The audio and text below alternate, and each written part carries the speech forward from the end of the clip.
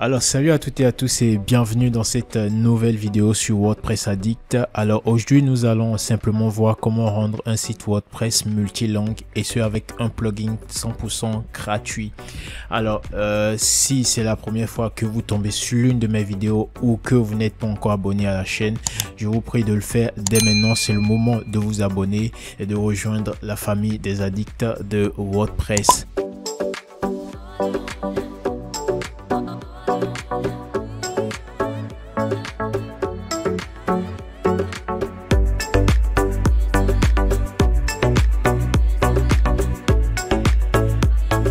Alors pour commencer, je vais tout de suite me rendre sur le tableau de bord de WordPress. Alors donc là je suis sur le tableau de bord, je vais simplement aller au niveau des extensions, je fais ajouter et là je vais tout simplement chercher Gtranslate. Voilà, c'est un plugin qui facilite vraiment la traduction des sites WordPress. Franchement on n'a presque rien à faire en fait. Il fait tout seul et en plus sa version gratuite nous donne assez de fonctionnalités en fait, nous permet déjà d'avoir des sites traduits dans toutes les langues qu'on voudrait en fait. Vous verrez, il est installé déjà. Là je fais Gtranslate, ok. Voilà, il est là et je peux cliquer sur Setting ici où je vais au niveau de réglages, ok, ici, d'accord, et vous verrez Gtranslate est là, donc je clique dessus et voilà. Donc ici nous allons pouvoir paramétrer notre traduction tout simplement, hein.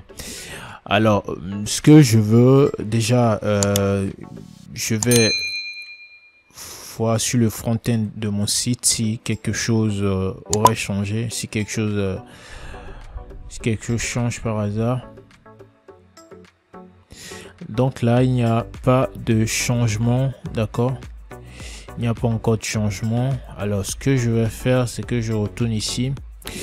Là je vais sélectionner en fait voilà l'affichage, d'accord, du widget, d'accord, et là je voudrais simplement des drapeaux, ok, et vous voyez bien que les drapeaux sont alignés à ce niveau là, un peu en 3D façon. Donc ici je vais sélectionner 2D, d'accord, voilà, plate comme ceci. Et là translate from French, mon site est actuellement en français, donc la traduction part du français vers les autres langues, donc je laisse sur français. Si votre site était en anglais dès le départ, vous choisissez l'anglais ou la langue correspondante, ok. Ici c'est concernant les URL, d'accord, donc l'URL va changer avec compte tenu du code de la langue, soit sous ce format là ou soit sous ce format là. Vous voyez bien que là il y a ES, d'accord, le nom de domaine.com, donc ES c'est le code de l'espagnol et RU c'est le code de la Russie. Donc en fait mais il faut la version premium pour pouvoir utiliser ces fonctionnalités là. Donc nous n'avons pas forcément besoin de ça, ok. Cela aide simplement à indiquer à l'utilisateur que son site, enfin bon, bref, c'est juste un petit détail en fait. Dans d'autres conditions ce serait utile, mais en ce qui nous concerne pour ce tuto, pas besoin de ça puisque nous voulons uniquement utiliser la version gratuite. Donc je vais tout simplement venir à ce niveau là, d'accord, à l'étape suivante. Et avant ça vous pouvez voir ici qu'il y a auto switch, ok, auto switch to browser language, c'est-à-dire quoi, il faut l'activer. De cette façon là la traduction se fera automatiquement selon le langage par défaut, selon la langue par défaut du navigateur de l'utilisateur. Par exemple, si le navigateur de l'utilisateur est en anglais, cela pourrait indiquer que l'utilisateur est anglophone, donc le site, d'accord, prend automatiquement la langue de l'utilisateur. Donc il n'aura plus besoin de cliquer, de voir d'abord un site en français et de cliquer sur le drapeau anglais avant de pouvoir avoir le site en anglais. D'accord, la traduction se fera automatiquement. Donc il faille activer ce checkbox là pour activer cette fonctionnalité. Alors ici on demande si les drapeaux seront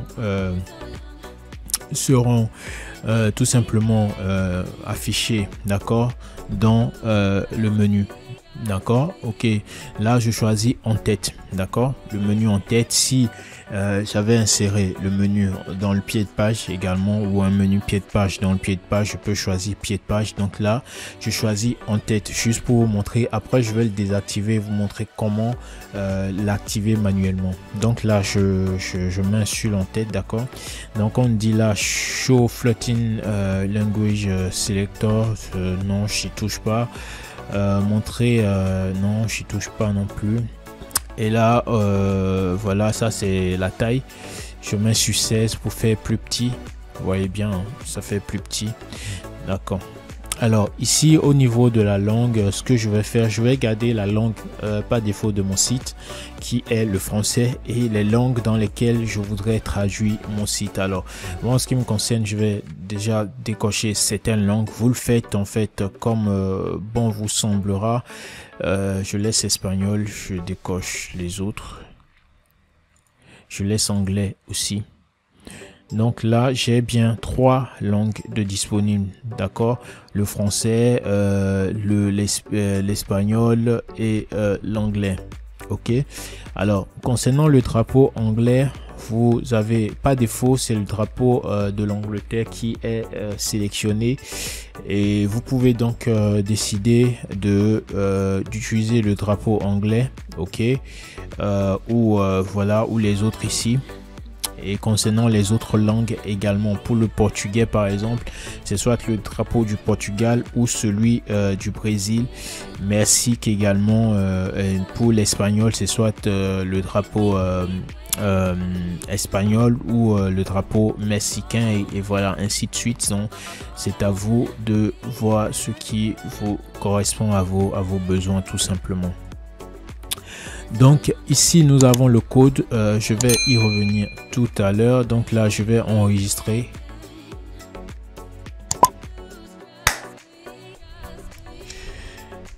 Donc chers amis, vous pouvez voir que le widget s'affiche bien au niveau de mon en-tête ici, mais voilà, il reste à personnaliser, parce que voilà, vous voyez qu'il se superpose au bouton ici de l'en-tête. Donc je dois essayer d'optimiser l'affichage du widget de traduction. Donc là, si par exemple je clique sur le drapeau espagnol, vous voyez bien que mon site est traduit automatiquement, systématiquement. Donc voilà, désormais mes tests, voilà, tout est en espagnol. Comme je vous l'expliquais tantôt, si il y a un visiteur dont le navigateur est en langue espagnole, si ce visiteur là arrive sur votre site, automatiquement votre site lui sera traduit en espagnol. Il n'aura pas besoin de cliquer sur le bouton correspondant à sa langue tout simplement. Donc vu que moi mon navigateur est en français, il faille que je sélectionne la langue de moi-même tout simplement. Donc là, ce que nous allons faire tout simplement, ce serait de personnaliser en fait l'affichage du widget de traduction. Je n'aimerais pas qu'il s'affiche de cette façon là, ni au niveau de l'en-tête. Je voudrais que mon widget s'affiche quelque part ici dans le pied de page, d'accord. Et voilà, donc pour ce faire, je vais tout simplement me rendre à ce niveau là, voilà, au niveau du dashboard de mon site, ok. Et je vais tout simplement copier ce bout de code là. Vous voyez bien qu'il y a un code un peu plus long ici. Alors je ne vais pas récupérer tout ce code là, parce que tout le code là c'est du PHP. Moi je veux juste ce bout de code HTML ici, voilà. d'accord, et pardon, je vais le copier comme ceci, ok. Pardon, il faut que je le copie déjà, hein, je le copie et je remonte à ce niveau là et je désactive l'affichage, ok. Je désactive l'affichage du widget, pardon, et là j'enregistre. Bon, là je suis d'abord je vais actualiser la page et voilà. Bon, il s'affiche, hein, il va, une fois que l'enregistrement, le dernier enregistrement sera entièrement déployé, il ne s'affichera plus ici. Par contre, ce que j'ai à faire, c'est de faire en sorte que mon widget s'affiche ici au niveau du pied de page. Donc pour ce faire, je vais venir ici, ok, je vais chercher mon footer, ok, le voici. Donc voilà, chers amis, le footer s'ouvre et donc là j'ai la possibilité de modifier mon footer. Alors j'ai deux choix, soit j'affiche voilà les drapeaux, le widget des drapeaux ici en dessous de l'adresse, ok, ou soit j'affiche le widget avant ou après les icônes de réseaux sociaux là. Donc là je viens chercher le widget Elementor court, ok, mais avant je vais créer un nouveau conteneur comme ceci et je viens chercher code court, ok.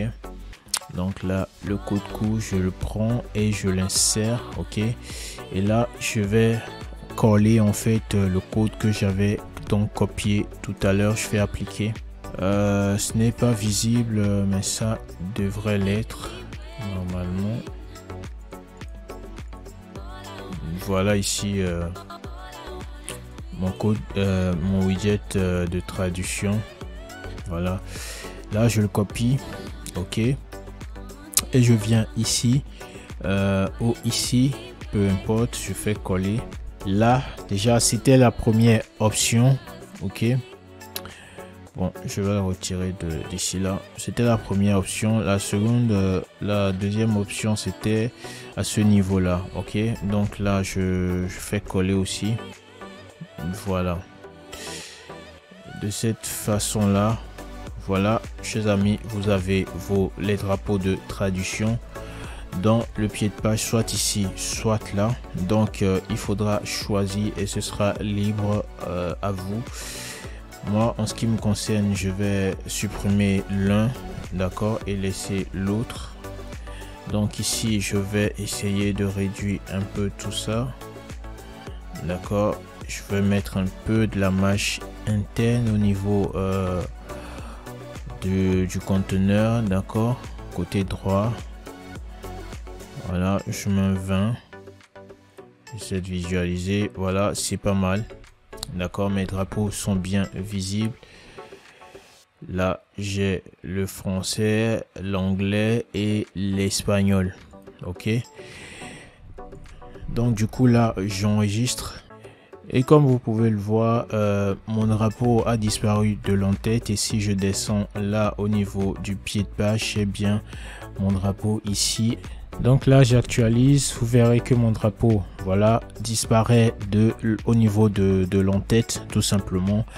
Et là si je descends au niveau de mon pied de page, voilà, le widget que j'ai inséré est bien présent et s'affiche très bien à ce niveau là. Donc ici je sélectionne l'anglais, d'accord, et vous voyez bien que mon site désormais est en anglais, ok. Pareil pour toutes les pages. Là, tant que ça charge, ça garde le langage pas défaut, mais une fois le chargement complet, voilà, ça prend le langage de traduction tout simplement. Donc voilà, vous changez les pages, ce sera toujours pareil. Voilà, la traduction est faite, votre site est désormais en un site multilingue tout simplement. Vous voyez ici par exemple,